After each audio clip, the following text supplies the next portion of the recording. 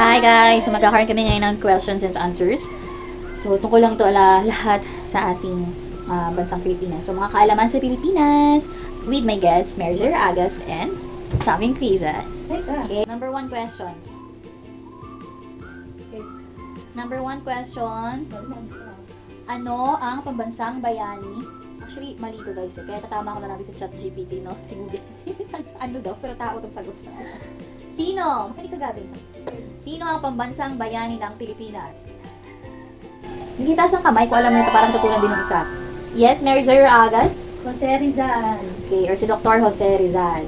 So, Gavin, sino ang pambansang bayani ng Pilipinas? Sinagot kita, Inday. Dr. Jose Rizal. Si Dr. Jose Rizal. Okay, sino ang pambansang bayani ng Pilipinas? Dr. Jose Rizal. Okay, Jose Rizal. Very good po. Okay, next questions. Pag natalo ka, may consequence yan. Next questions. Anong lungsod ang kilala bilang kabisera ng Pilipinas? Anong lungsod ang kilala bilang kabisera ng Pilipinas? Kabisera, in other terms, parang capital city ng Philippines. Nag-uumpisa sa letter M. Manila. Okay. Taas ang kamay, di ba? Tayo, Ay, guys. sorry, Manila. Dapat alam niyo yun, Gabi, na. O, anong lungsod ang kilala bilang kabisera or kapital ng Pilipinas? Sagot po. Manila. Kung ano yung sinagot, yun yung... Natanong din sa'yo. Ano yung tanong na? Kung saan kita yun yun? Tuna ako, zero ka pa din. It's Hindi okay. ka nag-aaral talaga. It's okay. At least, nga, at least tututunan ni Gabi, di ba? Pag sa mga sunod niyang aralin sa grade 2, grade 3, grade 4, so on. Let's go. Okay, next questions. Paborito natin to. Ano ang pambansang prutas ng Pilipinas? Siyempre, apple. Dali na. Alam yan, apple. Okay, pero that is wrong, anak ko, okay? Ako. Pwede So, mag-steal. still, tayo na ng pambansang Basta prutas second. ng Pilipinas. Ang bansang prutas ng Pilipinas. Mangga. Very good, mangga. So, ano pambansang prutas ng Pilipinas, Gabi? Mangga. Mangga, Very good. very Pero at good. least nagkalagot ka, nakikipag-appreciate. Cooperate ka. What na? Ang ano kasi advantage noon, may malalaman siya. Malalaman mo na ko. Okay, next. Makikinig ka kasi sa questions na ko. Anong hayop ang pambansang ibon ng Pilipinas? Kalapate.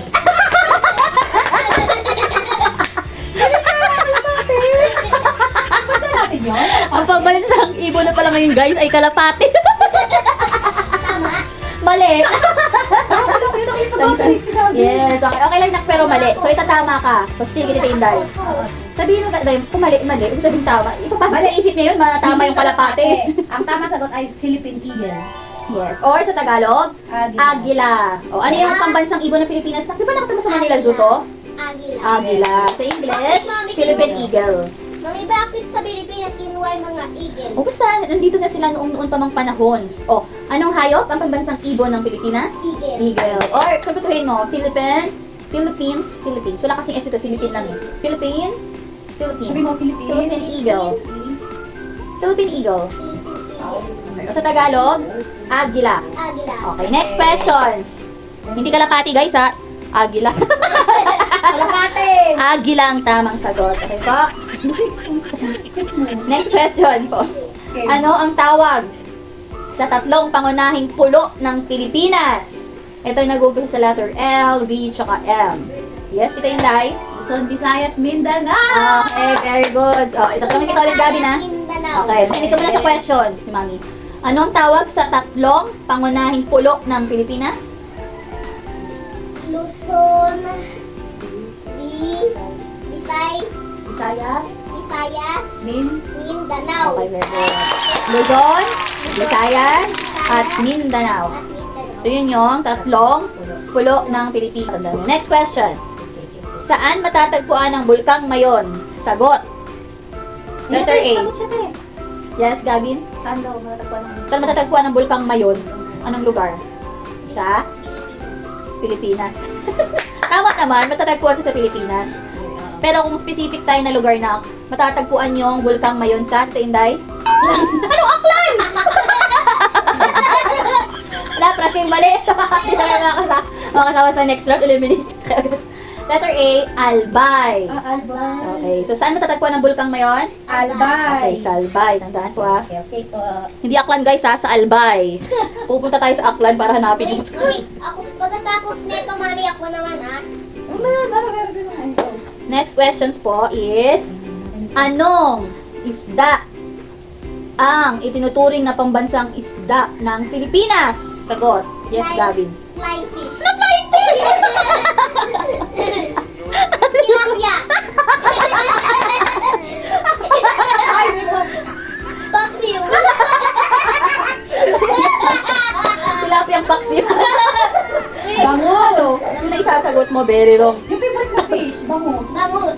Bangus. Bangos, okay, very good. Bangos, guys, hindi, Hindi na ako free. hindi flying fish. Free na ako, Next. ma. Masawa mo isipin yung score, Gavin. Isipin mo makakasagot tayo, okay? May matutunan. Ano ang pambansang sayaw ng Pilipinas? Ano yung pambansang sayaw? Ano? Yes, Gavin. Work. Ah? Work. Twerk. Dito. Ay! Twerk! Ay, twerk! Mali yung twerk, guys, ha? Mali yun. Hindi, Gabi, mali yun. Yung twerk! Oh, makinig ka na, Tita Inday. Ano nga ba, Tita Inday? Ang pambansang sayaw ng Pilipinas.